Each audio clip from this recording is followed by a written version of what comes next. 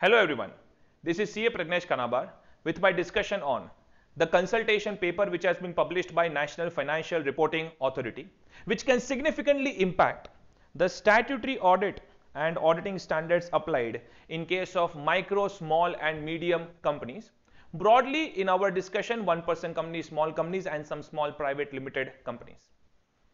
This can have an impact on the auditing fraternity as a whole, of course on the income levels of chartered accountant, but more importantly this can have an impact on the financial reporting discipline which is currently maintained in this economy, and it is expected to deteriorate further with such kind of circulars and recommendations. However, I would like to divide my discussion into two parts. One is the factual discussion and the views of the Honorable National Financial Reporting Authority, and the other one is some really striking discussions and the issues which should actually be considered by NFRA if they want to all ensure ease of doing business as well as discipline in the financial reporting that is required in this economy. But obviously first I would like to highlight their questions, issues, concerns which they have raised in this paper. Of course, this paper is open for comments till 10th November 2021. You can submit your comments with the instructions which are given in this particular paper, and I would want more and more people to come up with their comments so that even NFRA gets a broad idea. That is how a proper democracy should function. All right. Coming to the discussion part, NFRA is basically worried about the ease of doing business and the auditing cost which is being borne by the companies whose net worth is below rupees 250 crores. That is just a broad threshold which they have kept. Companies with net worth under 250 crores. The striking questions are, should they be subject to auditing standards? Auditing requirement? Should they bear the cost of auditing and accounting compliances? Yes, no. These are the discussions that they have done. They have given 4 questions. Question number 1. Do you think that micro, small and medium companies, depending upon some criteria and threshold, should be exempted from the mandatory statutory audit under Companies Act 2013? Because currently in Companies Act 2013, every single company which is registered under Companies Act is subject to audit. Although there are some relaxations in some reporting requirements, but broadly all the companies are subject to audit. So they are saying that, do you think that it requires some exemptions? Small companies, they require some exemptions. If not, why not? And if yes, what do you think should be the criteria and thresholds for exemption? Next question. Do you think there is a requirement for a separate set of auditing standards for micro, small and medium companies as it exists for accounting standards? Like, you have AS, Ind AS. If no, why not? And if yes, what should be the basis for the same? Although I'm a little surprised that accounting and auditing standards, they are being straight away compared. All right. Question number 3. The cost of conducting an audit as per the prescribed standards is an important input for responses to question number 1 and 2. Do you agree with the approach for estimating standard cost of audit computed by NFRA? Do you think that NFRA, will compute the standard cost of audit and they should set some kind of thresholds for the remuneration part? If not, which areas, assumptions do you think that requires changes? Question number 4. Do you think that the current thresholds for CARO, ICFR reporting and statutory audit applicability need to be standardized and made uniform? If no, why not? And if yes, what would be the criteria and thresholds? So the larger question over here is, can NFRA, can Ministry of Corporate Affairs grant an exemption to the auditing requirements for 1% companies, small companies and some small private limited companies? I'm just saying in a layman language, in a discussion language over here. Naturally, they have asked for your comments, so obviously they are going to consider the comments.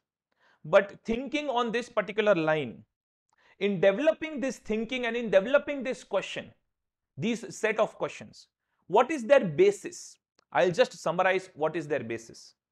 They have compared themselves, the auditing requirements in India, they have compared with the broader requirements which exist across the globe.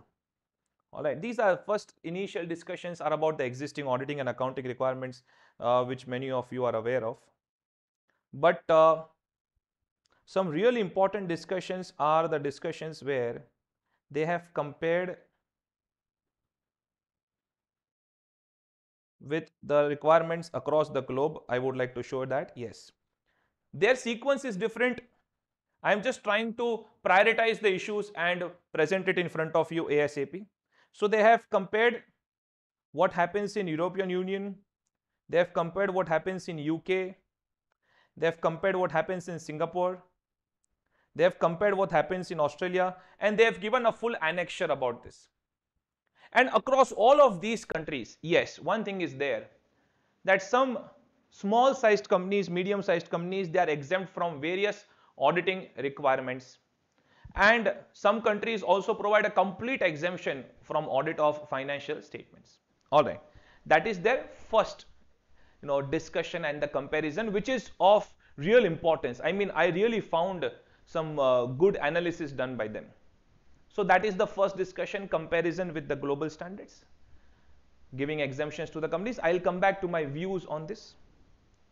The second discussion which they have done, which I also really liked, I mean, I'm very happy with the research that they have done, is the amount of payment that is going to these statutory auditors. So they know, of course, they know about this, that when this research paper comes out and when this consultation paper comes out, the chartered accountants fraternity is going to say that, oh my God, you are taking away a large chunk of our income, you are taking away the large chunk of our livelihood, this, that, and stuff. Okay. I'm currently speaking what NFRA is thinking, right? I'll be giving my views in the later part of the video.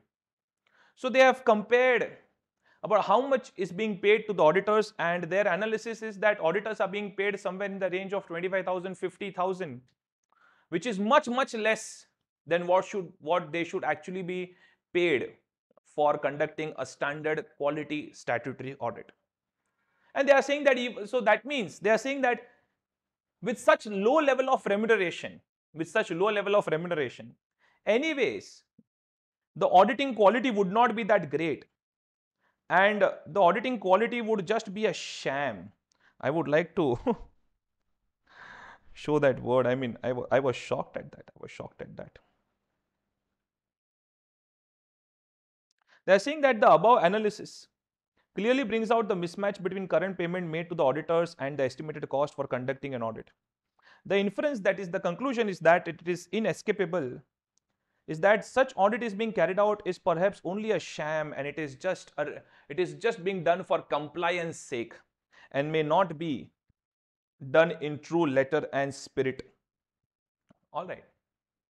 So that is the second argument which they have given. They are saying then might as well, why to do such activity if it is done only for compliance purpose, That is the second argument. So just providing you a summary because I'm a teacher, so it goes within my discussion. So one is comparison with the global standards. Second one is trying to bring out a point that the remuneration which is paid is anyways less, and it is more like a compliance requirement, and hence a good quality audit is not being done. That is the second argument that they have brought up. And the third argument that they have brought up is that, boss, there has to be some ease of doing business, which is the spirit of the whole circular. I mean, the whole consultation paper. I will not even call it a circular, sorry. That is the spirit of whole consultation paper, that there should be some ease of doing business. And hence, such kind of entities, they need to be, relieved from the burden and the admin cost of auditing. Okay, so we are now burden and the admin cost of auditing the financials. And ease of doing business should be given. And for that, they have said that taxation laws are already progressively moving towards it. Because you know that threshold for tax audit has gone up to 10 crores and GST audit requirement has completely done away with. So taxation laws, they are saying, are already moving towards that culture of ease of doing business. We will see the repercussions of these things in Indian economy maybe in the next 3-4 years or so. All right. But they want to move faster and reduce these compliance costs, and that is why this whole circular is there. So as I told you, first, comparison with global standards. Second, trying to bring out a case about the amount of remuneration that is being paid to us, and hence auditing, it seems, is only a sham and just a compliance activity and may not serve its true purpose. And third, ease of doing business is the spirit of this whole consultation paper. So that is the summary. Even if you read it, you will get more and more facts only about these 3 points only.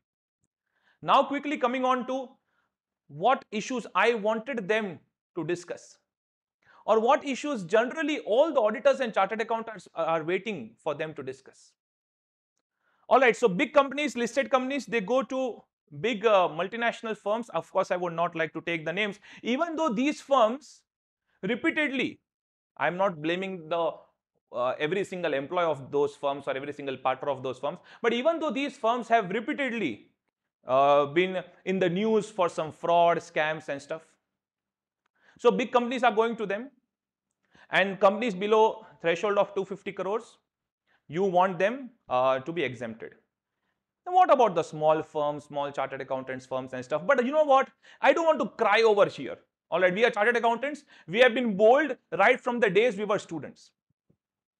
Your arguments, I will speak only based upon your arguments. I'm not going to cry for employment over here, because that is not what we have been taught by our honorable the ICAI. Otherwise, it could be a professional misconduct. First and the foremost, you compare yourself with global standards. Then also compare yourself with the global financial reporting discipline. You talk about US, you talk about England, you talk about other countries. You know that these countries have seen the biggest accounting scams, which India is yet to see, because there were some financial reporting standards discipline which was always there in India from the beginning. We may have seen some scams, we may have seen some accounting scams, but it has never been of such a magnitude of what we have seen in UK, what we have seen in US. And they have learned from that. And the current financial reporting discipline standards are just cut above the rest what they have. Do we have such financial reporting discipline standards?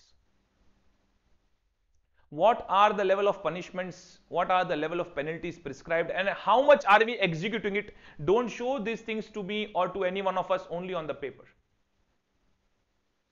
That is one thing that you should think of when you are comparing with global standards, because our honorable institute has taught us, where our alma mater, the ICAI, has taught us that when you compare, it's there in our textbooks also, that when you compare for comparison, you need to have some common platform. All right. And abruptly, we can't just pick up things from the global standards, whatever we feel is convenient, That is one thing. Second, you talk about the remuneration part, you talk about auditing being a sham or so. Sir, we may have charged less, We may have charged less because there is no one single authority where we can register ourselves and that authority can distribute audit amongst all chartered accountants and can ensure that equitable workflow is distributed amongst all, and a healthy competition is being maintained, that one who gives quality audit gets the major audits. So based upon the size of the firm, the reputation of the partners, based upon the contacts, the audits are being distributed, and hence small firms, mid-sized firms may have not left with any choice but to charge such kind of fees. But at the same point of time, there is enough pressure on us to maintain some code of ethics. There is enough pressure on us to work with due diligence, with due diligence and with professional skepticism, because if we don't do that, we may lose our degree under Chartered Accountants Act 1949. So don't worry about the quality of our audit. We have enough pressure on us to maintain the quality.